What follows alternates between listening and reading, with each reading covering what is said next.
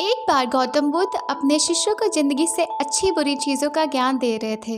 सभी शिष्य उनकी बातों को बहुत ध्यान से सुन रहे थे। उन सभी शिष्यों में एक ऐसा शिष्य था जिसे प्रश्न पूछने की बहुत आदत थी।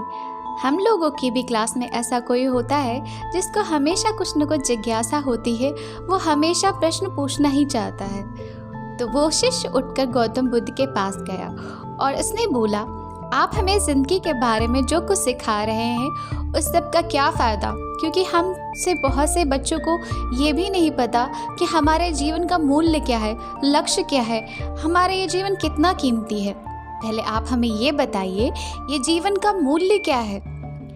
शिष्य की बात सुनकर गौतम बुद्ध अपने कक्ष में गए और एक चमकता हुआ पत्थर का टुकड़ा ले आए।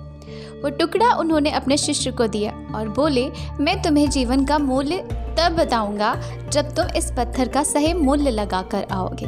साथ ही ये ध्यान रखना कि तुम्हें ये पत्थर का टुकड़ा किसी को बेच नहीं देना है। गौतम बुद्ध की बात मानकर वह शिष्य बाजार की तरफ चला गया। बाजार में सबसे पहले उसकी नज़र एक फल बेचने वाले पे पड़ी। उसने वो पत्थर उस फल वाले को दिखाया, बोला, इस पत्थर के बदले मुझे कितने फल दे सकते हो। फल वाला बोला, ये पत्थर कुछ खास तो नहीं है, लेकिन फिर भी सुंदर तो दिख रहा है, इसके बदले में तुम्हें 10 केले दे सकता हूँ। वो शिष्य उस पत्थर को लेकर आगे बढ़ गया। फिर एक सब्जी वाला मिला। शिष्य ने उस सब्जी वाले से उस पत्थर की कीमत पूछी। सब्जी वाले ने उस पत्थर को ध्यान से देखा और बोला, इस पत्थर की कीमत के बदले में तुम्हें ज़्यादा से ज़्यादा मैं 1 बोरी सब्जियां दे सकता हूँ, उससे ज़्यादा तो मैं नहीं दे सकता। इसके बाद शिष्य उस पत्थर को लेकर एक सोने के व्यापारी के पास गया।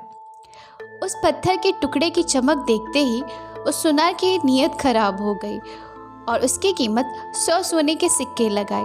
शिष्य ने वो टुकड़ा बेचने से मना किया तो सुनार उसके बदले में 200 सोने के सिक्के देने के लिए राजी हो गया, लेकिन शिष्य ने वो पत्थर फिर भी नहीं बेचा।